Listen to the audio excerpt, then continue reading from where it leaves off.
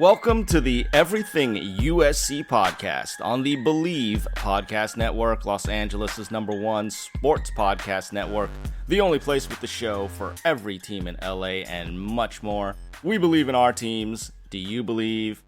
I'm your host, Nara Wang, and for episode 38 of the Everything USC podcast, I welcome back to the show a guy I've known since we were both freshmen at the University of Southern California back in the 20th century.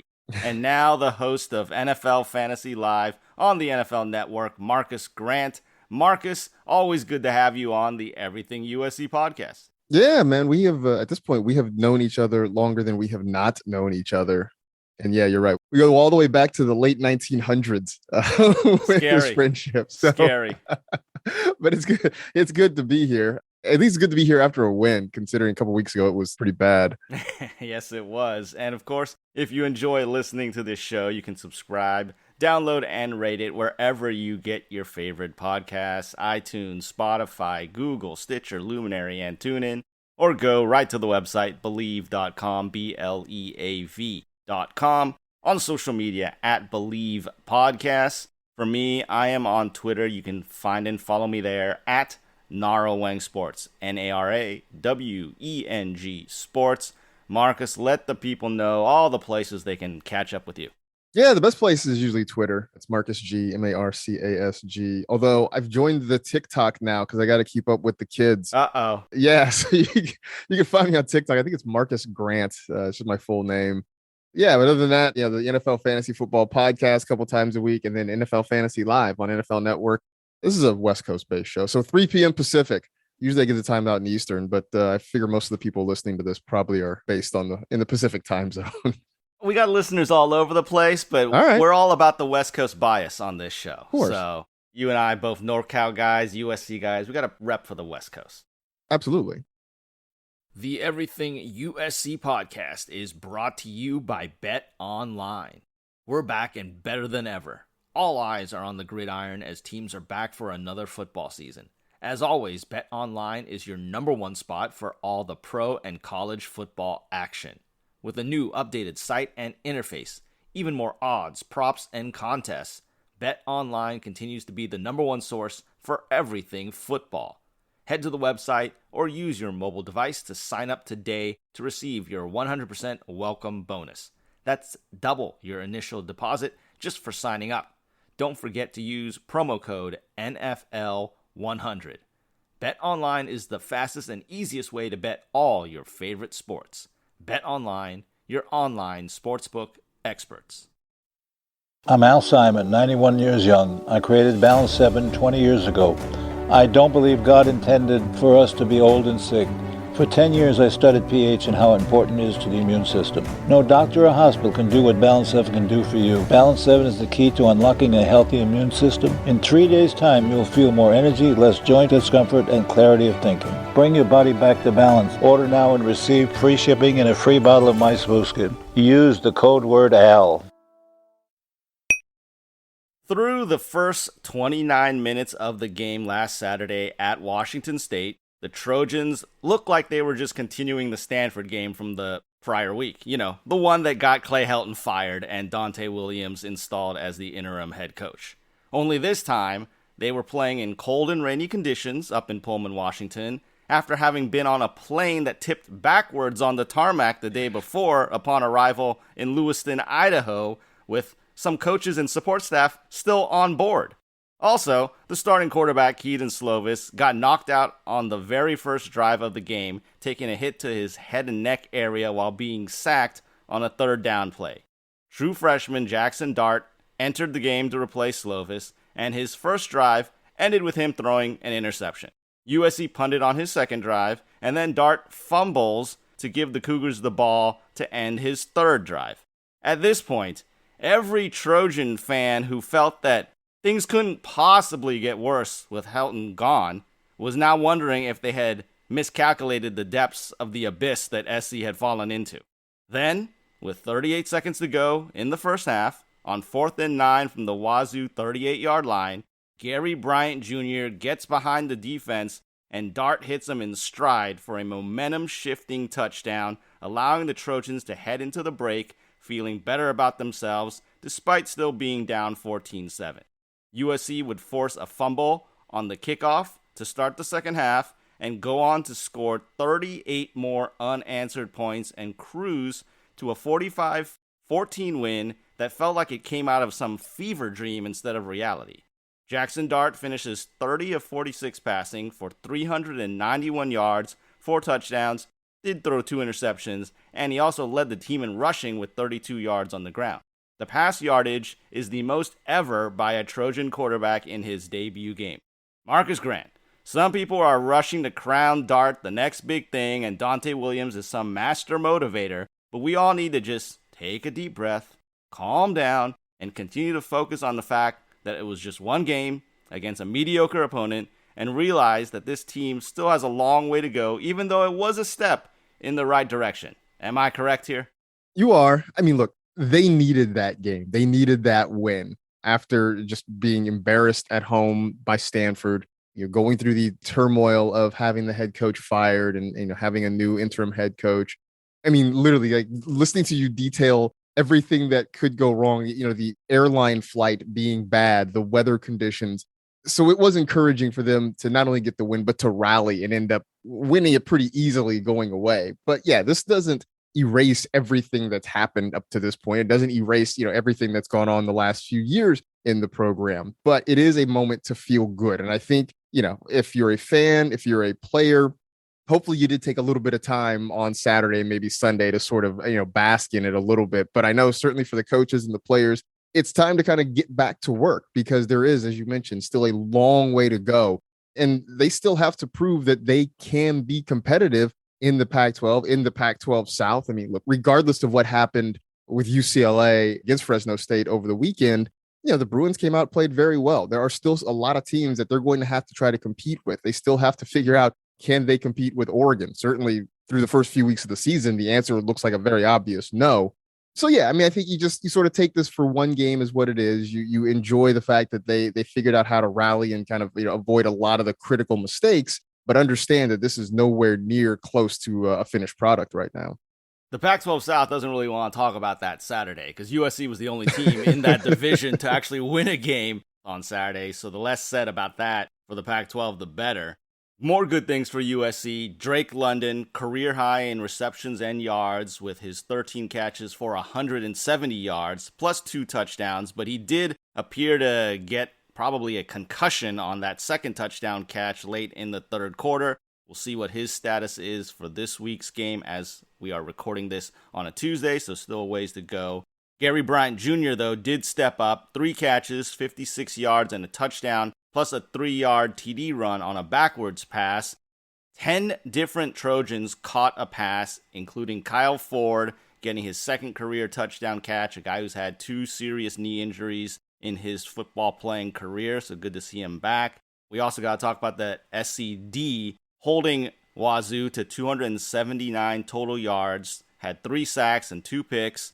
There were 3 different Cougar quarterbacks in the game, Jaden DeLaura, Victor Gabales, and Cameron Cooper. They only threw for 180 yards combined. There was a quick start by the running back, Max Borghi, who was giving me bad Christian McCaffrey vibes at the start of that game, but he only ended up with 72 yards, and the rest of the team had just 27 on the ground. Drake Jackson coming up big with that strip sack in the end zone of Gabales with under 4 minutes to go in the third quarter, which is recovered by Tuli Tuipulotu for the touchdown to give SC a 28-14 lead. Very next Wazoo offensive play, it's a long pass by DeLaura, who came back in after the Gabales turnover. He commits a turnover. Kalen Bullock, the freshman, intercepts it. Trojans convert that interception into that 31-yard TD catch by Drake London. So, obviously, that second half, a lot of good things happened. Like you said, SC needed some positive momentum. They got it. But overall, we still don't know what this team is made of until they can string things together. But for a first game with an interim head coach, after all the turmoil you talked about, it was a good sign. Now, I want to ask you, what did you think about the timing of Clay Helton being fired? And was it the decision that had to be done by Mike Bohn? Yeah, it had to be done. I know for a lot of folks sort of on the outside, the question was, well, if you were going to fire him after 2 weeks, why wouldn't you have just fired him in the offseason? Which is a valid question. I know that's one that a lot of fans and boosters were sort of asking, is how is it that he was able to come back? I think the answer to that partially is, one, you had a COVID year, which sort of puts a big asterisk on everything. You had the buyout situation still kind of being pricey in front of you. And you also had, I think, the mirage of the Trojans being 5-1 last year. But I think with them not only just losing to Stanford, but more losing the way they did to Stanford, it was just sort of indicative of, I think, a lot of the black marks against the program on the field. It's just they looked sloppy, they looked unprepared, a lot of really big mistakes at critical times. I mean, look, at one point early in this game, maybe the turning point of that game was early against Stanford when the Cardinals looked like they were going to kick a field goal, a penalty against USC. Stanford takes the points off the board. They turn around, score a touchdown. And really from that point, they were off and running, and it really wasn't close the rest of the night. And I just think those things coming back again. And if you're Mike Bohn and you're in the athletic department, you see how the fans reacted. The fact that they were booing this team off the field, they were booing Clay Helton, and understanding that it just was going to be a really untenable situation to come back home in a couple of weeks to play an Oregon State team with a fan base that was obviously frustrated and upset and angry, which, not only affects their temperament, but more importantly for USC, it affects the gate. When you have fans that are unhappy, they're just not going to show up. So I do think at that point, Mike Bohn's hand was a little bit forced. They had to make the move. And so even though the timing, I think, for people on the outside looks suspect, I would say certainly for people in the USC fan base, it couldn't come at a moment too soon, because I think, the love affair was never really strong to begin with. And whatever little of it there was certainly over after the Stanford game. So the big question everyone's asking, who's going to be the next head coach at USC? Who would you like to see come in and lead the Trojans? I mean, what I would love to see is like Eric Bieniemy come in. I think that's not realistic for a number of reasons. One, I think Bieniemy is deserving of an NFL head coaching job, first of all. The other part of it is, unless something goes majorly wrong with the Kansas City Chiefs, which I don't expect, that means Bieniemy is probably not going to be available until February, maybe, late January at the earliest. So I think that sort of makes him kind of a tough sling right there. Beyond that, I don't really know where they go, because I think the requirements for a new head coach, first and foremost, I think it needs to be somebody that doesn't have previous ties to the program, because it feels like SC has sort of been chasing this Pete Carroll glory for years by hiring, some of his assistants or hiring the assistants of the assistants. They've just been trying to hold on to that. And I think at this point, it would be wise just to get somebody that comes in with fresh eyes to this whole thing, with no ties, with no baggage, trying to believe that they can kind of rekindle something that has long been lost. I think that's a big thing. The other part that makes it hard, though, is that I think the fan base wants a recognizable name. And I think that's where it gets difficult, because, so far out with so much time left in the season, I think what ends up happening is you're going to see a lot of these potential candidates sort of parlay this into some contract extensions. I know James Franklin is a name that has been thrown out there. I think Matt Campbell is a name that's been thrown out there. Maybe they are interested. Who knows? But I think more than anything, when you hear these names attached to the rumor mill at USC, I think those athletic departments are going to maybe get a little bit scared and start to offer some job security to try to lock those coaches up. So, I mean, I think for me, those are the sort of the criteria that I'm looking for in the next head coach. Who that is at this point, I really don't know. And I think we're going to go on a little bit of a roller coaster until we figure it out. Yeah, the problem I see is that a lot of fans just want the big splashy name, and they want to win the press conference. And that's great and all, and you might get a decent coach out of it. But winning the press conference is a big difference from actually winning on the field and changing the culture of a program. So I don't think there's a home run hire out there, per se. There might be some really good hires, doubles, triples, but a guaranteed home run hire, I don't think it exists, really. I'm going to ask you this, and I don't know if you caught this over the weekend, but Gus Johnson was doing the Cardinals-Vikings game, and I'm not exactly sure how this came up, but he made a statement that he's heard Deion Sanders' name kind of floating around the rumor mill when it comes to the USC job, which was a surprise to me. That's because Deion is getting his name out there wherever he can. We know Prime. He's smart. He knows how to keep his name out there. And So I don't think that's realistic. I think it's smart by Deion because, like you said, I think there are going to be a lot of coaches who are going to try and get their name involved in this race and either get an interview or parlay it into a new extension with their current school. So there's going to be a lot of coaches who are going to make money off of this USC head coaching hire. Only one is actually going to be getting that money from USC. There's still a long ways to go in the process. There are plenty of good coaches out there, but how many coaches are going to deliver what USC fans want? And that is national championship wins and consistently good teams that are going to be in the running to win the Pac-12 and go to a college football playoff, regardless of how many teams are going to be in this eventual college football playoff system. That's what everyone wants. I don't see a guaranteed hire that's going to necessarily deliver on all those things. So maybe it doesn't have to be the biggest name, but if it isn't, USC fans will probably complain. Now, if you'll recall, a lot of USC fans complained about Pete Carroll when he was first hired. I was one of the few who actually thought it was a decent hire. Right, you were one of the ones who I was trying to convince that I think he can work in college, where it didn't work in the NFL because he was more of a rah-rah guy. And it turned out great. But that wasn't a hire that everyone was loving. He was like the fifth choice at the time. So let's just wait and see how it turns out. And the key is get the right person. Don't just make the big splash and win a press conference. That's the way I look at it. No, I mean, I think you're right, but you're right. I mean, everybody wants the big name. I mean, that's why I joked about it on Twitter, right? That Urban Meyer, perks his ears up at the mention of Clay Helton getting fired. I mean, I don't think Urban is coming, even if things go terrible in Jacksonville this year, which they look like they probably will.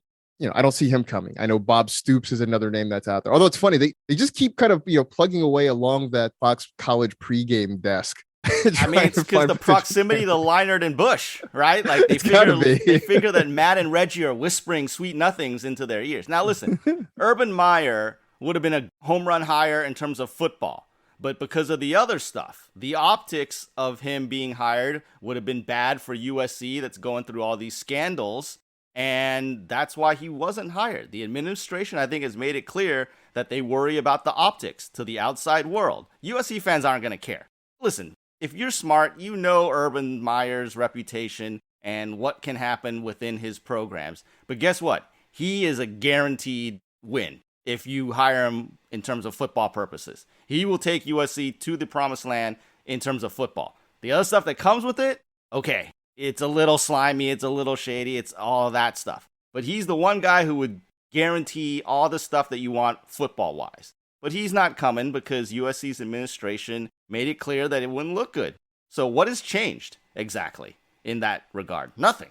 And of course now he has a big job that's paying him a lot of money. So I think that ship has sailed in that regard. So it is interesting though. Again, everyone's name that's got any kind of name in college football will come up for this job because it's USC. It's a big time job and we'll just have to see where it goes. And it will be interesting to see how Mike Bohn handles this search though. So again, this is the Everything USC podcast. I'm Nara Weng. My guest today, a longtime friend and the host of NFL Fantasy Live on the NFL Network, Marcus Grant.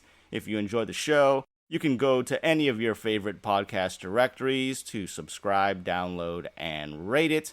And also go to the website Bleav.com, BLEAV.com, to find this show and so many other shows covering so many other topics, not just in sports, and on social media at Bleav Podcasts. For me, I'm on Twitter. Find and follow me there at Nara Weng Sports, NARAWENG Sports. Marcus, where can the people find you? Twitter's usually the best spot. Marcus G, MARCASG. That's usually the clearinghouse for everything I'm doing, whether it's the podcast, it's show clips. That's usually the best and easiest place to find all my stuff.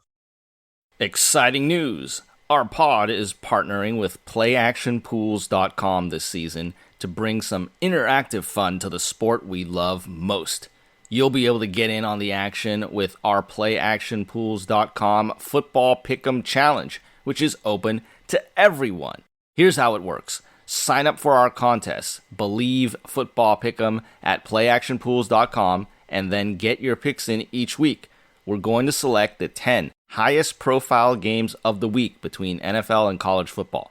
Whoever gets the most picks correct each week will win a pair of electric sunglasses and a pair of DC shoes. Again, go to playactionpools.com and sign up for the contest. Believe, B-L-E-A-V, Football Pick'em. And if you plan on hosting your own football contests, go to playactionpools.com today. They've got Survivor, Pick'em, as well as a cool sportsbook-style concept called Build Your Bankroll. Playactionpools.com, your new home for all your office sports pools. Now it is time to preview this week's game. Back at home in the Coliseum to face the Oregon State Beavers.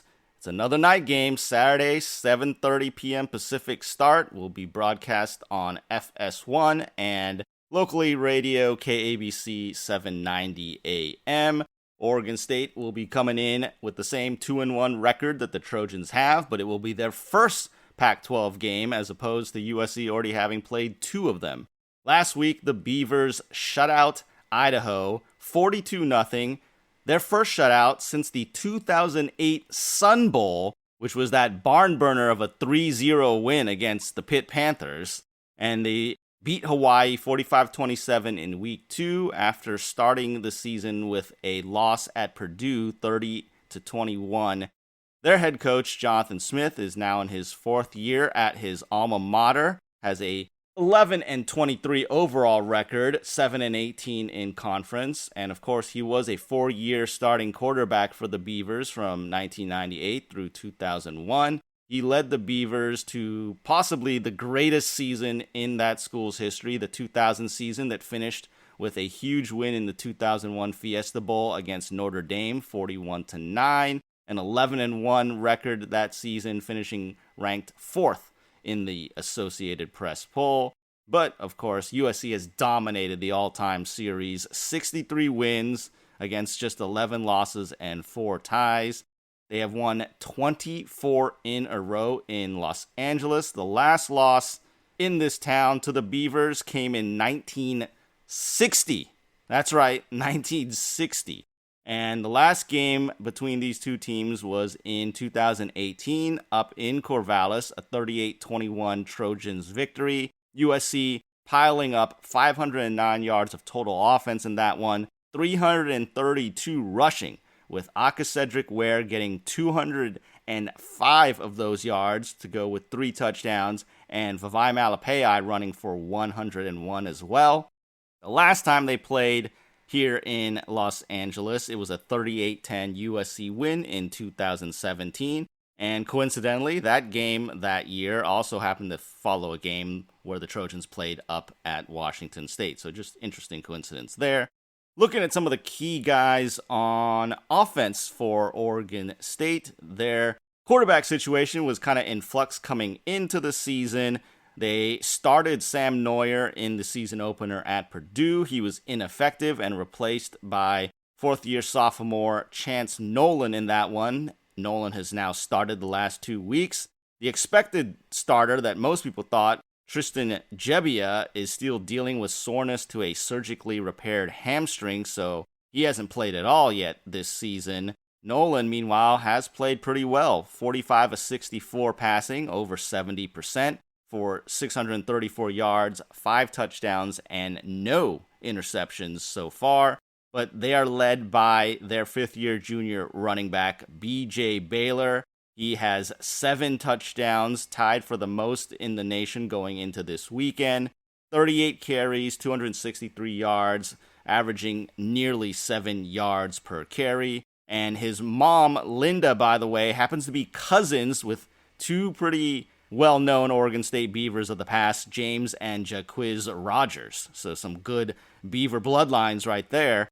Wide receivers to look at, they've got a couple of really good experienced guys led by 6-year senior Trevon Bradford, 12 catches, 171 yards on the season. But they've also got young, I say young because he's still technically a freshman in eligibility, but it's his 3rd year, Anthony Gould, 8 receptions, 127 yards, and a touchdown on the year.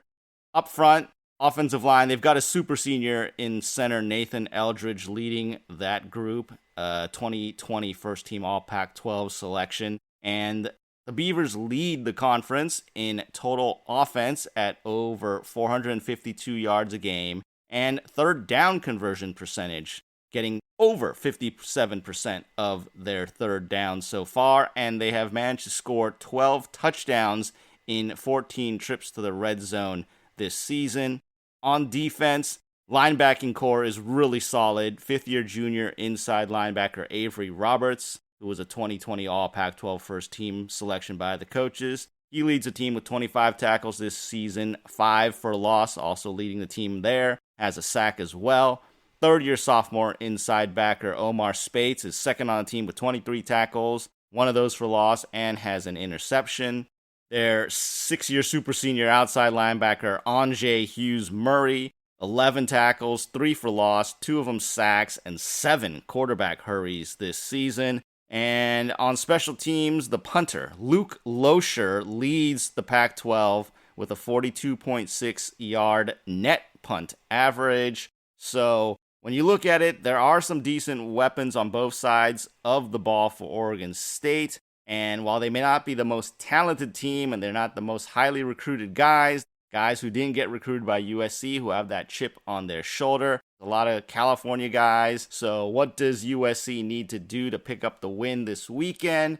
Few things I think they have to do. I think they got to spread the ball around on offense again, like they did against Washington State. Now, again, listen, we don't know the status necessarily of Keaton Slovis yet. We don't know what Drake London's status is after it looked like he may have had a concussion on his second touchdown catch. And even Jackson Dart, he took a big hit to his right knee that left him limping for most of that game. So he was going to get held out of practice possibly for a day or two there. So we just don't know who necessarily is going to be playing yet as we record this on a Tuesday. So that could change how things work. But I think they need to spread the ball around on offense, get a lot of people involved. On the other side of the ball, you got to contain the running back, B.J. Baylor. And then just a couple of battles to look at. The third down conversion battle between that Oregon State offense and the USC defense, which is only allowing teams to convert at a 32.4% rate. And then got to stop the team in the red zone. USC has allowed 7 touchdowns in 12 red zone trips this season. So that's a battle of things that both sides are good at. What are you looking forward to in this matchup between the Beavers and the Trojans?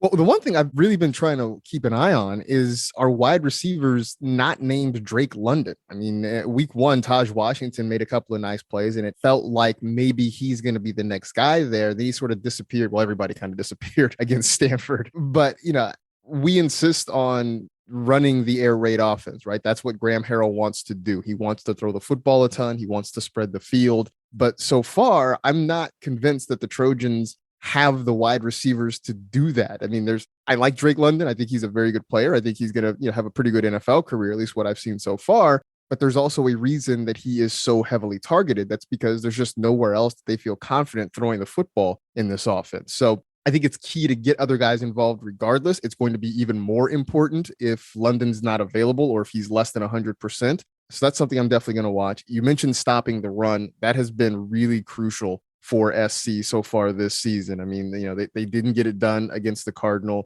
You talked about how early on Washington State was able to run the football until SC finally started to clamp down on that. But I think that's going to be important again this week. They've got to be able to stop the run, because otherwise I think Oregon State wants to come in, try to control the clock, control the football as much as possible, and keep this a low-scoring game. I mean, I was surprised to read, and you mentioned it as well, that the Beavers haven't won in Los Angeles since 1960. That sort of blew my mind. And so I think for SC, it is just about that diversity on offense, getting more people involved. Hopefully they can run the ball better, because they were abysmal at it last week. And I know that's the thing Dante Williams said that they've got to get better about. They don't even have to be great. They just have to, run the ball well enough that the Beavers have to pay attention to it. That's really all they need. I had a little bit of a sad over the weekend watching Velus Jones highlights from Tennessee and sort of reaching out and wanting to bring that back to get our running game going again. But I think those are the keys. If they can do that, and whoever the quarterback is, whether it's Slovis that comes back, whether it's Dart that's able to come back and play, just take care of the football. I think those things should be good enough to win. Yeah, it's funny how things have flipped, right? In the past, you would figure Oregon State's going to try and do some gadget offense against USC. USC is just going to pound the ball against an inferior, talented team. And now the world's upside down, right? We're running an air raid. Oregon State wants to run the ball. Who knows what's going on? Do you think there really is a quarterback controversy between Slovis and Dart? Now, I'll put it this way. Dart, once he got settled in, looked really good, especially for a true freshman. Threw the ball with more zip and with better, or not necessarily better, but quicker decision-making than we've seen from Slovis this year. But I don't think Slovis loses his starting job if he's healthy, right? I think you got to give him a chance still. The leash might be shorter, but he's still got to be the starter. I think that's the important thing. I think the leash is shorter. I think if Clay Helton were still the head coach, I think it's a no-brainer that Slovis comes back and gets the job. But I think with a new coaching staff and wanting to sort of evaluate what's there, I do think that gives Dart a little more of a fighting chance, I think, in practice during the week, and seeing what sort of happens. I was joking with some coworkers of mine who also are SC alums that, one of them was going to start the Jackson Dart for Heisman campaign during the comeback and the win on Saturday. But I do think realistically, this is still Slovis's job.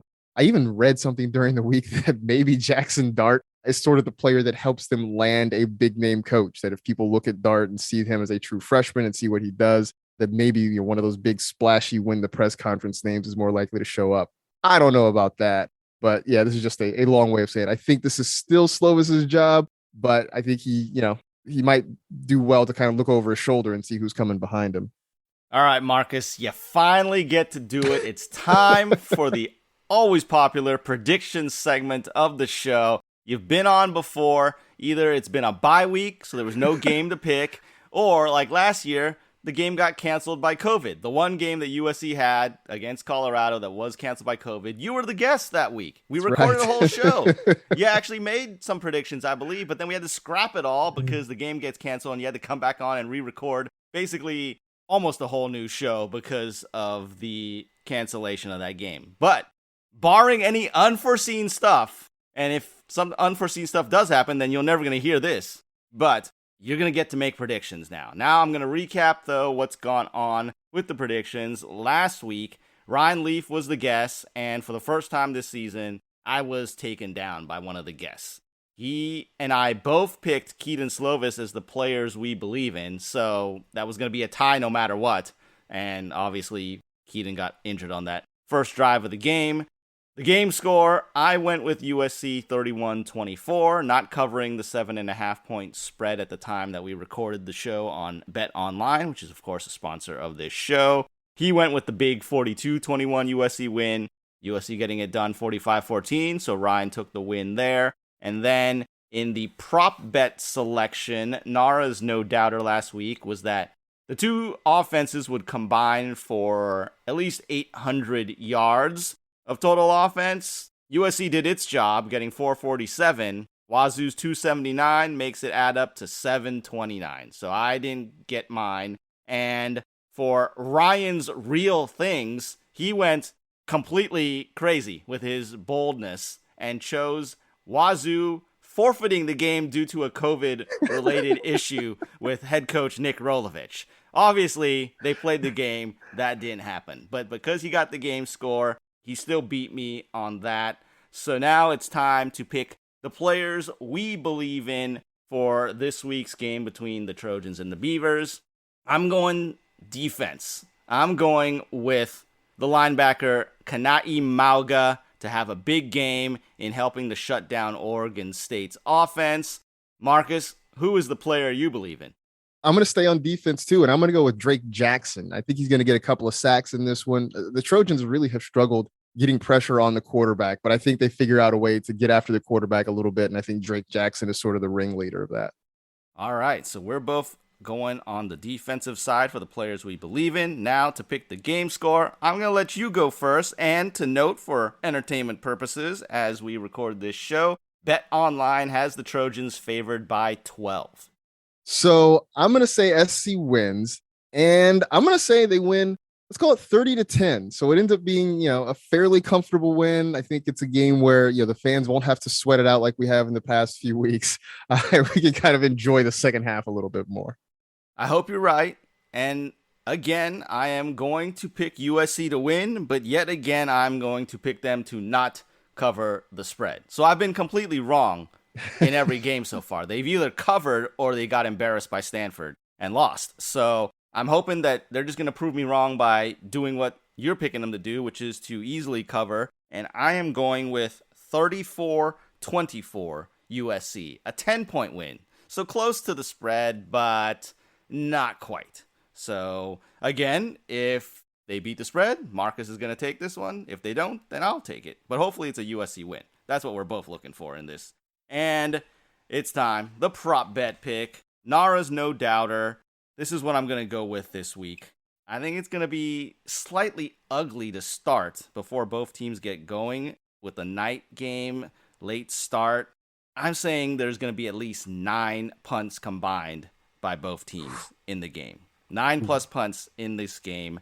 Marcus, give me the name of your prop bet and then what it is. All right. The name of it is going to be Taken for Granted. It's just going to be a thing. You just take it for granted. It's going to happen. Very clever. You don't have to worry about it. Thanks. My Taken for Granted is that the running game will get going, but it won't be Vavai Malapei. Instead, it'll be Keontae Ingram, who has a pair of rushing touchdowns in the game. So a couple of rushing touchdowns for the Texas transfer, Keontae Ingram. Yep. All right. So let's recap the predictions for this week between myself and my guest, Marcus Grant. The players we believe in, both going with the D. I am taking linebacker Kanai Mauga. Marcus taking the outside linebacker, Drake Jackson. For the score, I have it 34-24 USC. Marcus going with 30-10 USC. On the prop bet, Nara's no doubter is that there will be at least 9 punts combined between both teams in this game. Marcus, taken for granted, is going to have Keontae Ingram getting 2 rushing touchdowns. So we shall see what happens. I'm keeping track all season long of how I do against my guests. Right now, it's 500. 2 wins, 2 losses, and 2 ties in predictions against Derek Deese, Tim Brando, and Ryan Leaf so far. So Marcus, we'll see how you do on that ledger as well. This is, of course, the Everything USC podcast on the Believe Podcast Network. I am your host, Nara Weng. My guest today, taking care of all the fantasy football on the NFL Network as host of NFL Fantasy Live, Marcus Grant. Also a guy I have known since we were both freshmen in Trojan Hall back in the day at the University of Southern California. If you enjoy listening to the show, subscribe, download, and rate it on iTunes, Spotify, Google, Stitcher, Luminary, TuneIn, all your favorite podcast directories, or go to the website Believe.com, BLEAV.com.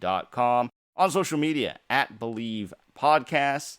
You can find and follow me on Twitter, at Nara Weng Sports, NARAWENG Sports. Marcus, where can everyone catch up with you?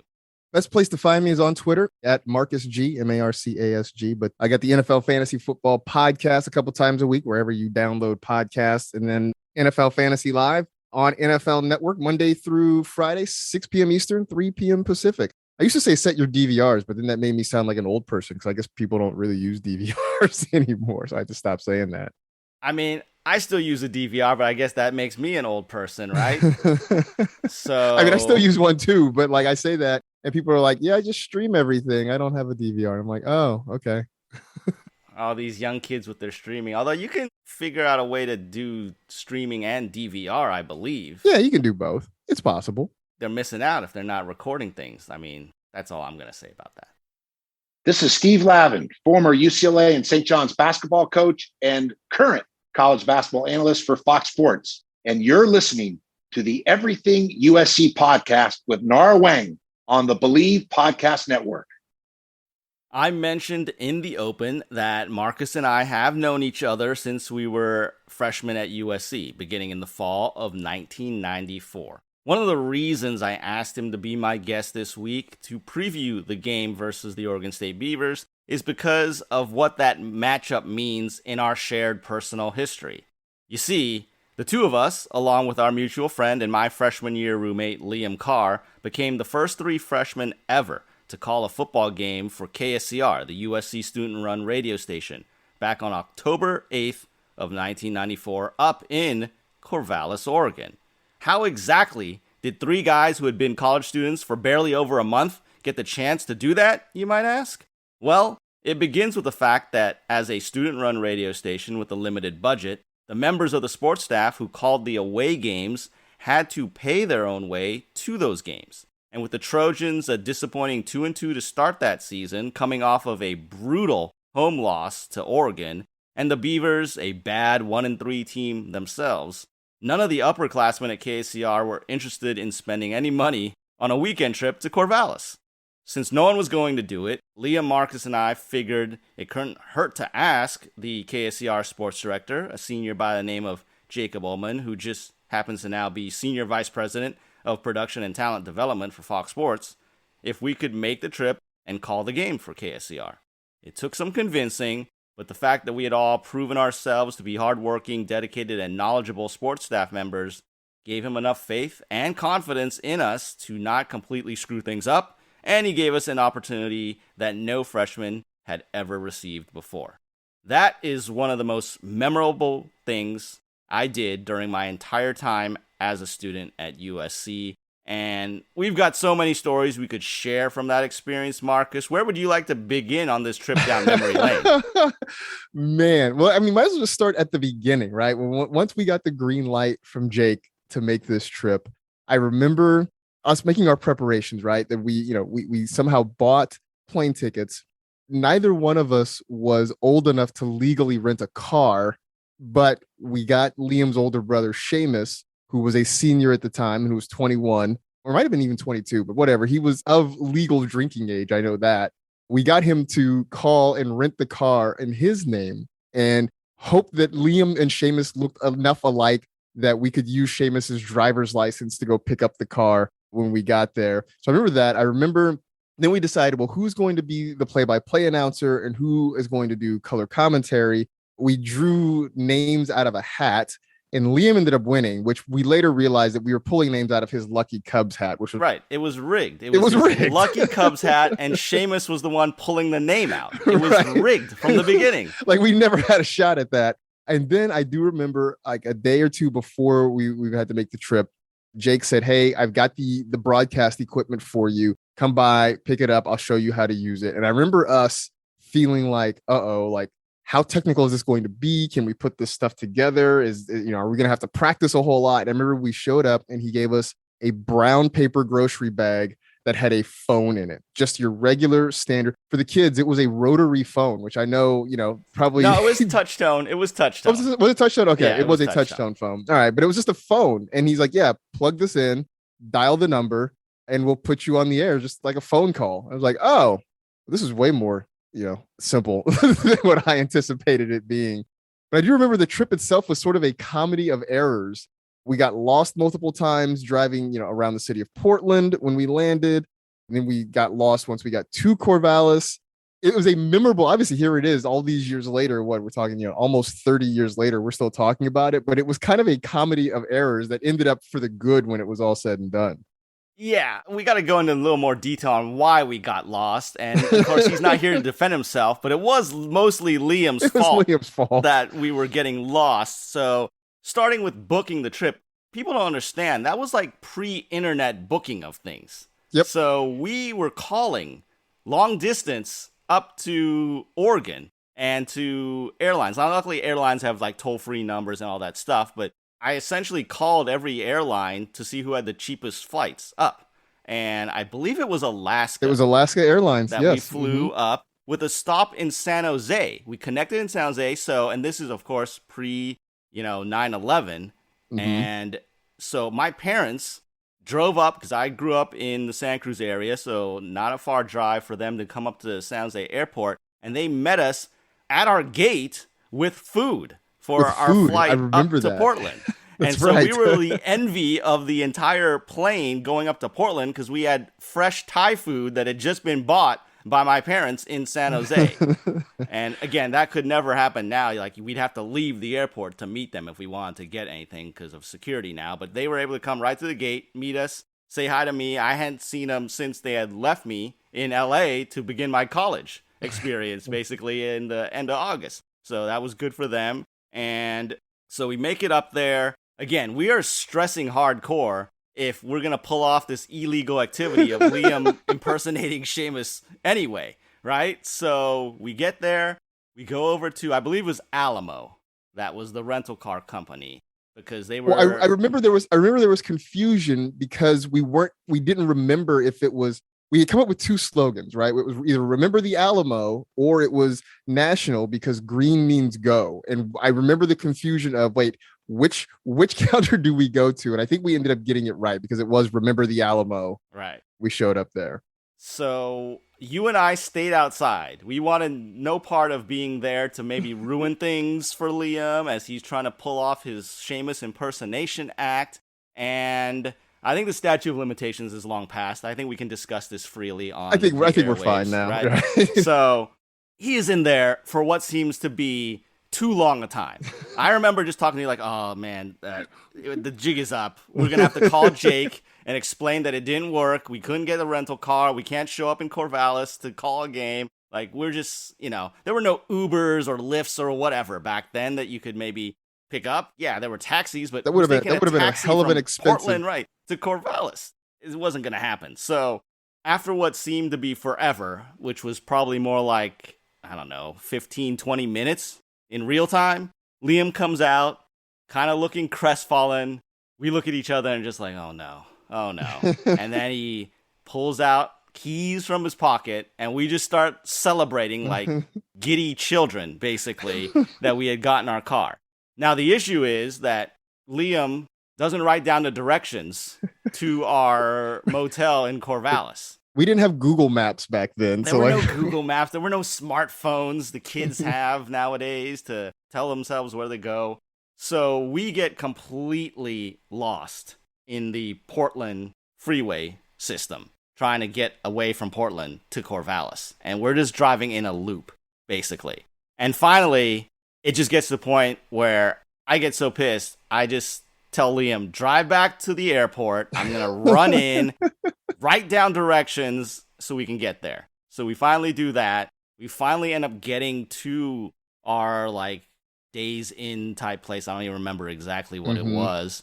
Really late. I think past midnight by the time it was all said and done because of our repeatedly getting lost. And so we just go in, we crash. And then I remember the next morning, Liam waking up, throwing open the door to our room to the parking lot that had corn stalks in it, and just exposing himself, wearing only boxers to the world and letting all the cold air in, basically. And us telling him to shut the door because it was just too early for that, essentially. And it was probably about 40 degrees. It was pretty cold. It was cold. And so we make it to the game, and we are prepared. I mean, we had the entire rosters memorized. We had all the facts. We had read the media guide front to back for both teams. We were super prepared because we knew we were being given a chance that no one had ever been given, and we wanted to prove ourselves. We were three freshmen who wanted to prove themselves and do a good job for KSCR. So we get up there, and we end up calling the game from a press box suite, but we had to share it with the two reporters from the USC Report, which was a publication that came out weekly back then, covering USC sports.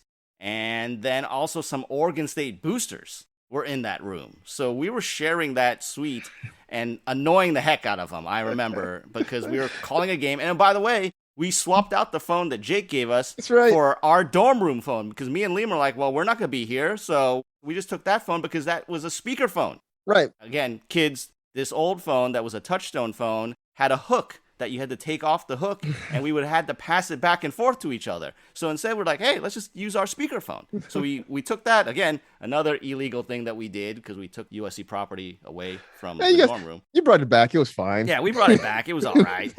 And so we used that. We're calling the game into a speakerphone, basically. And there were two calls from that game that are still remembered by our circle of friends, all right? So the first one is during the game.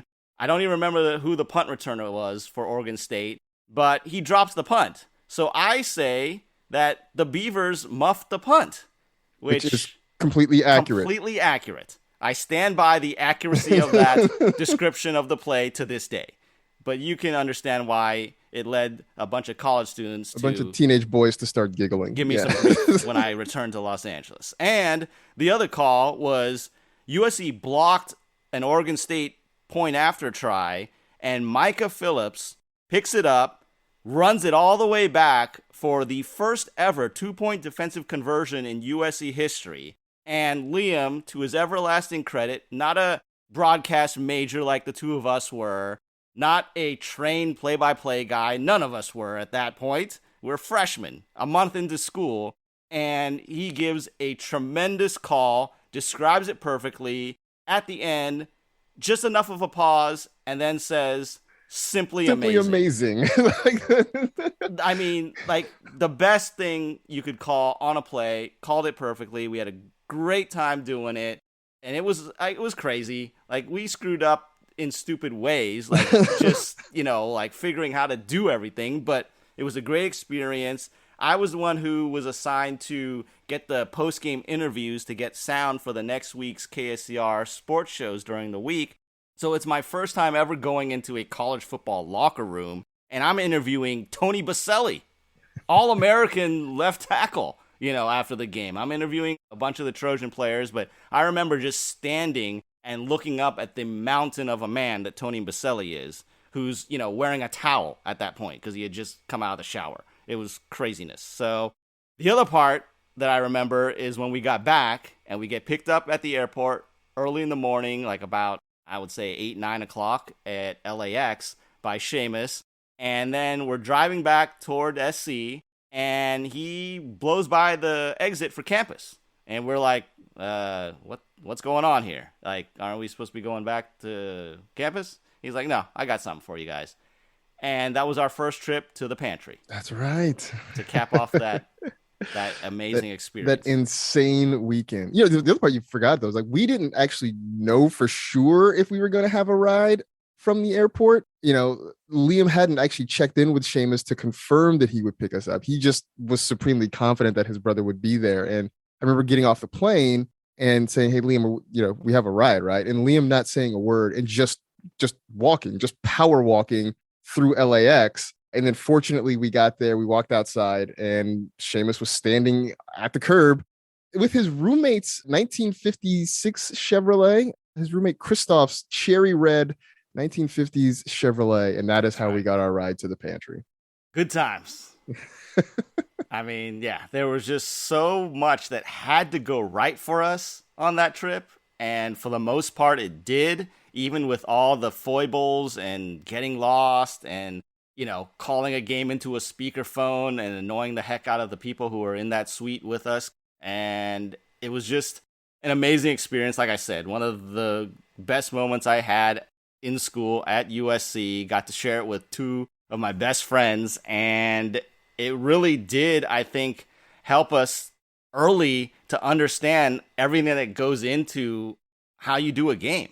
And I don't think that we necessarily grasped that at the time, but I think back and just like the logistics of trying to figure out how to book everything and doing all that stuff was great experience to learn that at such a young age.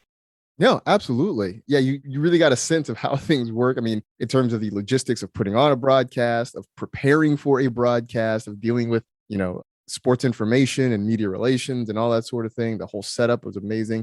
And, I bet you if I, did a thorough search and really dug around, I might still have a cassette tape copy of that game somewhere at my mom's house. I hope she didn't toss it, but I know it existed a few years ago. I wonder if I dig around at some point if I come across it. I don't have a tape player to play it on. I don't know where I would play it, but I think the cassette still exists somewhere. Right. I for sure know I still have that cassette tape somewhere. I just don't have a tape player to play it. And I think at some point I need to convert all of my old cassette tapes and record it and get it digitally stored before they degrade and be turned into dust, essentially. Right. But yeah, so again, that is why I wanted to have Marcus Grant on this week talking about Oregon State, because again, our experience with the Beavers goes back a long, long way. So Marcus, Glad to have you on, as always. You got to make predictions. We'll see how we do against each other. We've been making predictions against each other since those KSCR days, right? So we'll see how that goes. And before I let you go, one quick, because you are the fantasy guy, who's the fantasy MVP for this weekend? For this weekend, I think, where are we going to go for this weekend? I will say that a good option, probably Kyler Murray. I mean, dude's been great the first couple of weeks, and he's done it without running. I mean, part of his appeal is his ability to run the football. He hasn't really had to do that, but he's been really, really good. And then on top of it, he gets to pick on the woebegone Jaguars defense. So it feels like this is a big Kyler Murray week coming. All right, you heard it here. Kyler Murray for the win. So for my guest, Marcus Grant of the NFL Network, I'm Nara Wang. Thanks for joining us for episode 38 of the Everything USC podcast, presented by Bet Online on the Believe Podcast Network, Los Angeles' #1 sports podcast network, the only place with the show for every team in LA and so much more. We believe in our teams. Do you believe? And as always, I end every show with a fight on.